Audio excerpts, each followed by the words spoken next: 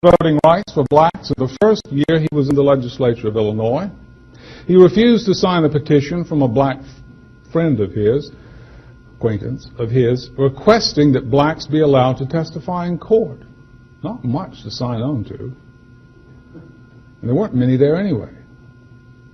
And after 1848, there weren't going to be any.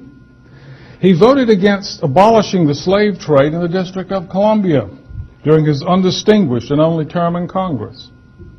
Against enormous pressure from friends and foes alike, he adamantly refused to use blacks as troops during the war until Congress forced him to do so.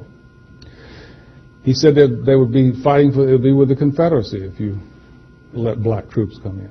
And when they were used, he insisted on paying them $7 a month, whereas whites received $13 a month. And that stuck.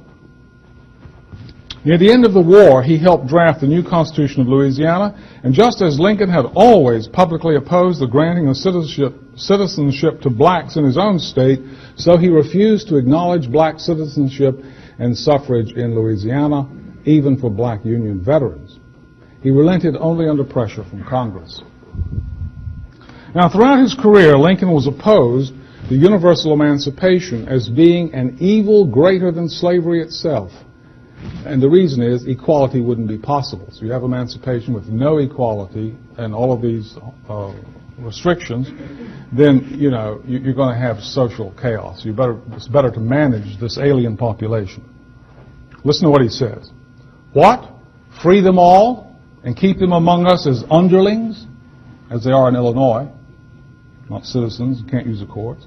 Is it quite certain that this betters their condition? What next? Free them and make them politically and socially our equals? My own feelings will not admit of this, and if mine would, we well know that those of the great mass of white people will not. Whether this feeling accords with justice and sound judgment is not the sole question, if indeed it is any part of it. A universal feeling, whether well or ill-founded, cannot be safely disregarded. We cannot then make them equals. That was the assumption that Americans had. What then was the moral solution to an alien population that people believed was never to be socially and politically integrated into the polity? That was the moral issue. Slavery wasn't the moral issue. It was an abstract, natural right proposition, because most people agreed on that. The problem was a practical one. What do you do with these alien people? Now, Lincoln confessed, here's the greatest of all American statesmen, so great that you can't even comprehend it. He confessed that he was blocked at every turn in thinking of a solution. Quote, if all earthly power were given to me, I should not know what to do as to the existing institution, end quote. Well, you know, abolitionists knew what to do. I mean, they had a pretty radical position, but there were things you could do. Anyway, accordingly, Lincoln acknowledged, one reason he said that, of course, is because he was hedged, everybody was hedged in. It was just something, given the assumptions and the way people actually were, it was a real problem. Accordingly, Lincoln acknowledged the common moral understanding of Northerners and Southerners on this question. He said, we agree on all the basic moral issues. He says this, August 21st, 1858, and many other places, at a debate with Douglas. Quote, before proceeding, let me say, I think I have no prejudice against the Southern people. Lincoln often called himself a Southerner. He was from Kentucky, married into a Southern family. He said, well, you know, we Southerners don't think like some of you on these issues. He would say things like that. He had that kind of cultural background.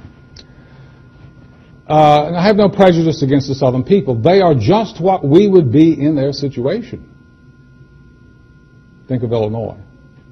If slavery did not now exist amongst them, they would not introduce it.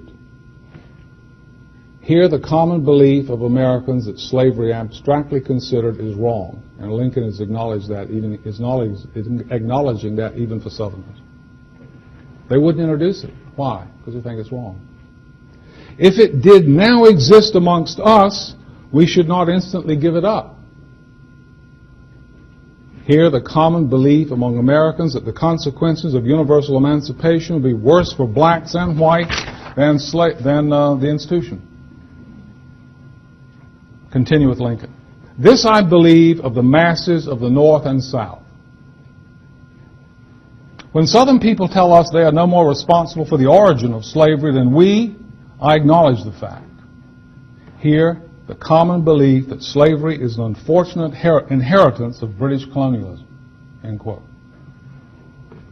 Insofar as Lincoln had any solution to the problem, it was one, gradual emancipation. He didn't even talk about it for the first 46 years of his life, but gradual emancipation accompanied by a period of apprenticeship. 2, compensation of slaveholders. He always believed in compensating slaveholders. He had a great respect for property, except when the war came. But anyway. And 3, eventual deportation of Africans out of the United States. That was a fundamental policy. Now I want to talk about that.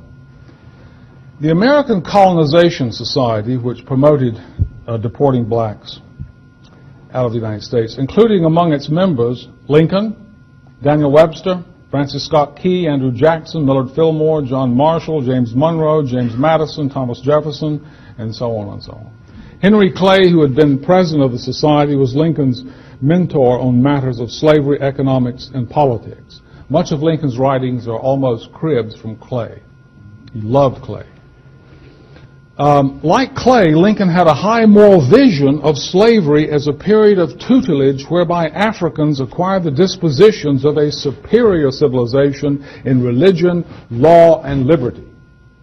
This is a common thing Southerners would say, too. These could be taken back, quote, by the African to his native clime, to educate and enrich his posterity. Lincoln always thought of blacks as an alien people out of their, quote, native land, end quote. Whereas most Southerners thought that blacks' native land was Virginia and Georgia and so on. And the blacks did too.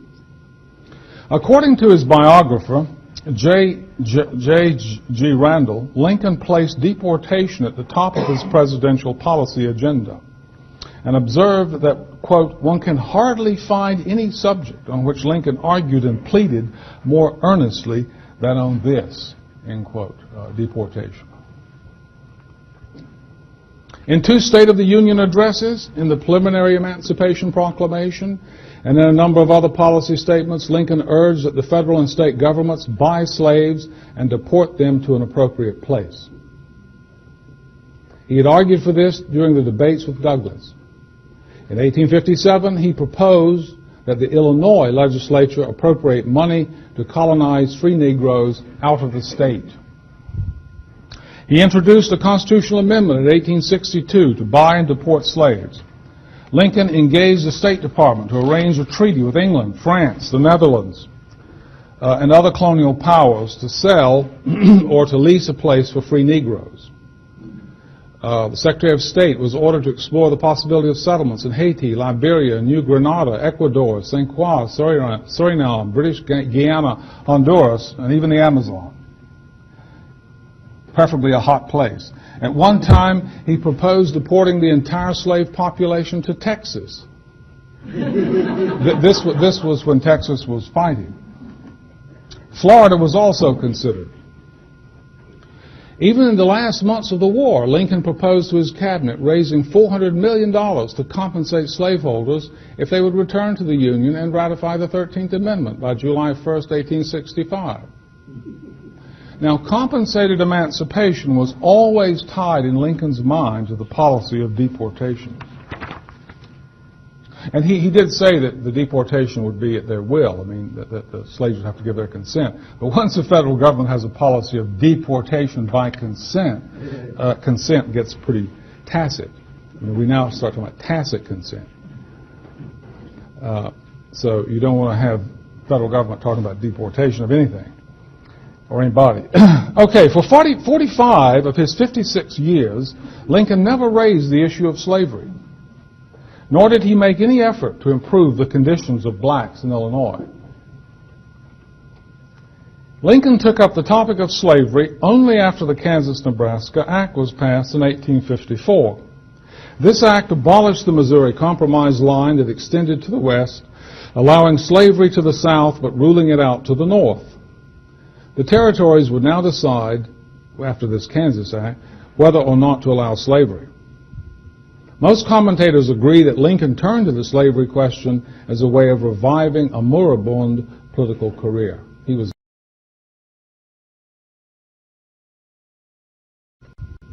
Most commentators agree that Lincoln turned to the slavery question as a way of reviving a moribund political career. He was dead politically.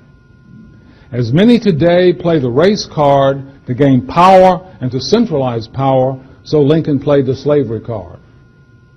He heated up passions by inciting fear that the Kansas-Nebraska Act now opened the door to the extension of slavery into the West and to the northern states as well.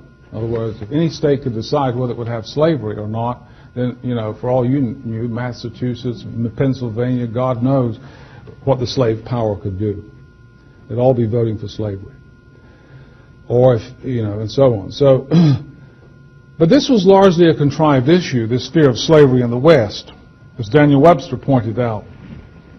There was no probability of the plantation system moving west. By 1860, there were only 17 slaves in all of the western territories. But this was, it heated up passions. Lincoln gave high-minded speeches about slavery being wrong and why it should be forbidden in the western territories. But it was not slavery as such that bothered him or his audience. As anyone reading the black codes of northern and western states could see, it was the entrance of Negroes, free or slave, into the West. For once in the territories, slaves could pass through an apprenticeship system, for example, and be freed. Even if they were brought, So indeed, diffusion of the African population westward was one scenario of eventual emancipation that Jefferson and other Southerners had once entertained. In other words, some Virginians in the 1830s, when they were considering abolishing slavery in Virginia, said, well, what are we going to do with the Africans? Well, we've got all this territory. But now it's sealed off. It's going to be sealed off. A reduction of the black to white ratio in a state would ease the difficulty of social and political integration. 5% black to white, but not 30% or 25 or 40.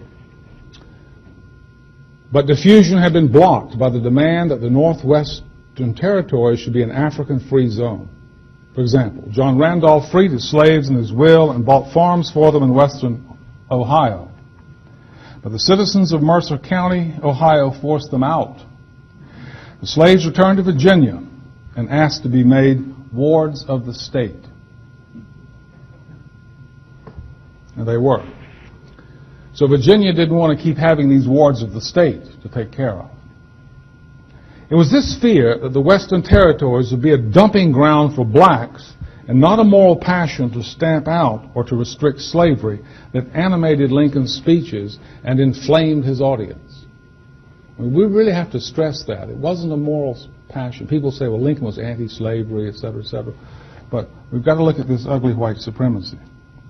The territories, he said, quote, should be kept open for the homes of free white people, end quote. Quote, is it not rather our duty, he asked, to make labor more respectable by preventing all black competition, especially in the territories, end quote. And he has some more colorful language to describe those who are coming in. And one example he gives, he has a little story, he likes to tell stories, of a farmer with a vegetable garden and a fence around it. And his neighbor lets his hogs out, and they come running through, knock the fence over, and go run over the cabbages and everything, just make a mess of it. The Western Territories is the garden. The fence is the Missouri Compromise line. The Kansas-Nebraska Act knocked the fence down, and you're going to have all these black hogs coming in.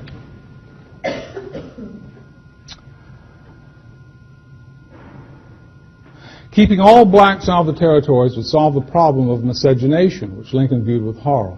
He declared in a speech, 1857, June 26, that, quote, a separation of the races is the only perfect prevention of amalgamation, but as an immediate separation is impossible, the next best thing is to keep them apart where they are not already together. If white and black people never get together in Kansas, they will never mix blood in Kansas, end quote. What I would most desire, he said at another place, would be the separation of the white and black races. Now, the myth of the moral grandeur of Lincoln is rooted in the debates with Douglas, where Lincoln is supposed to have raised the moral horizon of Americans by rediscovering the radical egalitarian implications of the statement in the Declaration of Independence that all men are created equal. The moral quarrel between Lincoln and Douglas was briefly this. Douglas argued that the founders did not include Africans in the Declaration's claim that all men are created equal, but rather tacitly understood a certain kind of man developed by a certain kind of culture. Lincoln argued that Africans, and indeed all men, independent of culture and tradition and law, were included. Here Lincoln appears to have taken the high moral ground. But this is an illusion. For in the debates he also holds that there's a physical difference between blacks and whites which rules out social and political equality, and that blacks are to remain in a subordinate position. This is very clear in the debates. A proposition that he and Douglas agree on. Quote, I, as well as Judge Douglas, am in favor of the race to which I belong having the superior position, end quote. Now, how are you going to reconcile the radical egalitarian claim, supposedly coming from the Declaration, with the inegalitarian white supremacist claim? Lincoln's answer is that the egalitarian principle applies only to new states. Where slavery is already established by law and custom, slavery can remain, and it would be criminal to subvert it. For example, to disobey the fugitive slave laws in the name of natural rights. And Lincoln was very strong on that.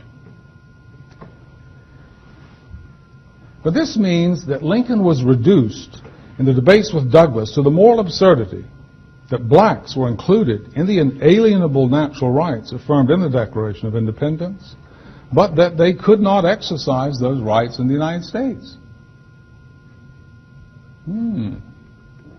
Inalienable. He said that on many occasions, in some cases so clear that he could not be misunderstood. Here's a passage. Quote, Negroes have natural rights, as other men have, although they cannot enjoy them here. And even Tawney once said that the Declaration of Independence was broad enough for all men. But though it does not declare that all men are equal in their attainments and social position, yet no sane man will attempt to deny that the African, upon his own soil, has all the natural rights that instrument vouchsafes to all mankind. End quote. In other words, in order for blacks to enjoy the natural rights that no time, circumstance, or tradition can alienate, they must be deported to Africa. Anybody get the irony of that? So it turns out natural rights, it depends on where you are as to whether you have them. Lincoln said many times that the Declaration did not imply that blacks were equal to whites in all respects, and they could be justly placed in condition of subordination where they were not equal. Now, in what respects were they equal or unequal? On this most important moral question, this greatest of all American statesmen had virtually nothing to say. In what respects are they equal? That's the big deal. What are they? He says there's a physical difference and not merely a cultural one. And he says that blacks are not equal in color and perhaps not in moral or intellectual endowment. Lincoln mentioned only one sense in which they were equal, and he mentions it a number of times. Quote, in the right to put into his mouth the bread that his own hands have earned, he is the equal of every man, white or black, end quote. Well, that sounds all very well. But consider, the free man in a free society must also have control of the means of producing the bread. He must have the right to earn it somewhere and to protect that right in the courts when it is violated.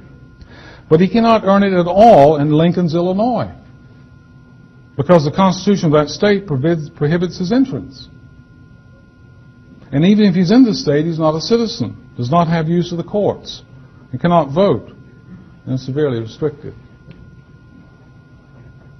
The right to earn, the right to eat the bread he's earned with his own hands. Tell it like it is, Abe. Yeah. But he can't, that's all very well. But that's an abstract thing that you can use to heat up passions. You've got to be able to actually earn the bread somewhere and be able to go to court to protect your earnings. On March 2nd, 1861, Congress passed what would have been the 13th.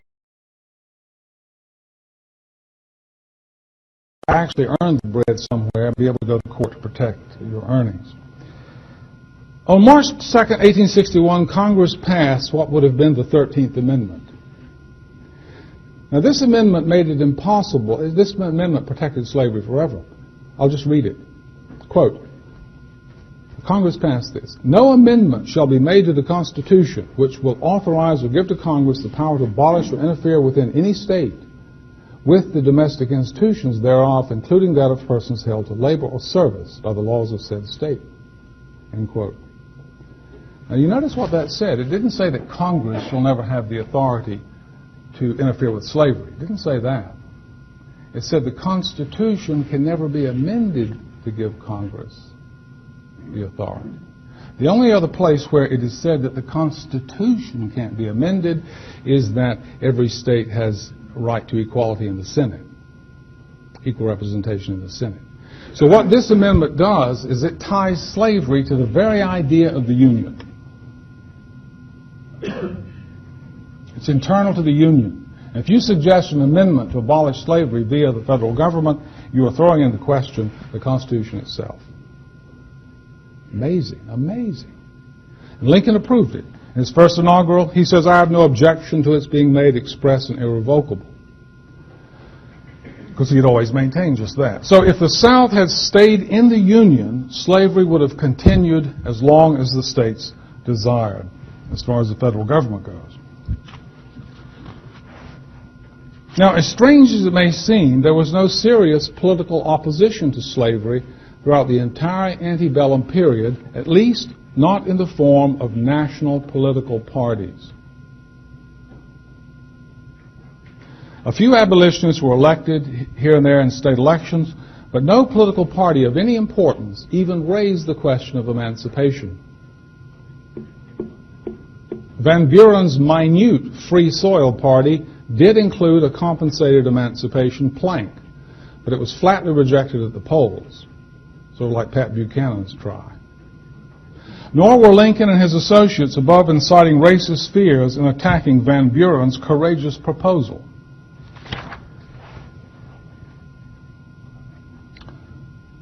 Well, why did the North didn't invade the South over the moral question of slavery? This is clear. There was no national party arguing for emancipation. Lincoln was opposed to emancipation, and so on. And slavery would have been protected by this constitutional amendment. The Dred Scott case protected slavery. I mean, how could you protect it any more than it was? So why did they secede? The answer is a complicated one and cannot be even partly adequately taken up here, but it can be said right away there was no single reason. That's the first thing. It's a big region. Different states seceded for different reasons. Just to give an example. Virginia, North Carolina, Tennessee, and Arkansas voted to remain in the Union even after the Confederacy was formed. They were strongly Unionist. They reversed themselves only after Lincoln decided on an invasion, which they considered both unconstitutional and immoral. These four states certainly did not secede over slavery. Now, here's another thing we need to think about. Had Jefferson lived, and Madison and Washington, all those were pro-Union people, had they lived to see that happen, had they lived to see Massachusetts troops coming over the border of Virginia, there's no question in my mind that Jefferson would have been a Confederate, that Madison would have been a Confederate, that George Washington would have been a Confederate. Even though these were Union men, because Virginia was a Union state. I mean, it was always had an investment in the Union. Now, what this shows us, I think, is that the South was American. I mean, in other words, its secession was an American thing. Whereas our nationalist historians have pictured the South as a kind of weird, crazy section that tried to destroy the last best hope on earth so they could enslave human beings. When you think of Jefferson as a Confederate, you've got a real problem with understanding what it means to be an American. Herman Melville puts it this way in a poem, if I can remember it correctly. He who has seen Lee has seen Washington and must hide the thought, so fraught with grievous meaning is it wrought. You've seen Lee, you've seen Washington, and you just have to suppress that. If one had to pick one cause of secession around which the other causes revolved in orbit, it would have to be the 40-year-long moral and constitutional conflict surrounding the Northern policy of imposing a protective tariff. I don't think this was the major cause. I don't think it was a major cause. There are many, many causes, including people just getting sick of constant rancor in the air. Sometimes there's just people you don't want to live with anymore. If one had to pick one, okay. Charles Adams has written brilliantly on this. His book is out there, When in the Course of Human Events. But it's interesting that British pundits such as Charles Dickens, as he points out, Lord Acton and Karl Marx, all agreed on the basic cause of the war. Marx supported the North, but he had no illusions as to what the war was about. Quote, "The war between the North and the South is a tariff war. The war is further not for any principle. Does not touch the question of slavery. And in fact turns on the Northern lust for sovereignty," end quote. What we have is the modern state getting, the artificial man getting its people together to do some business. And from 1820 to 1860, the United States was in a condition of bitter sectional conflict over tariff and surrounding issues. As of 1860, about 75% of American exports were agricultural staples. Nearly all of this came from the South and was exchanged for British and European manufactures. The South raised little objection to a tariff in 1816 to pay off the debt for the War of 1812. The result was a 25% tax on woolen, cotton, and iron manufactures, a 30% ad valorem tax on various goods, and a 15% duty on all other imports. The 1816 tariff was to have expired in 3 years, but was extended to 1824. Under this tariff, Northern profits on manufacturing climbed as high as 25%, while agriculture yielded no more than 4%. And Southern land at one time dropped as low as 2%. Charles Wiltz observes that, quote, "Tariff sentiment rose with rising profits. The protectionist movement came to be as completely sectional as slavery itself," end quote. Now, this spectacular increase in Northern profits prompted an increase of the tariff in 1824.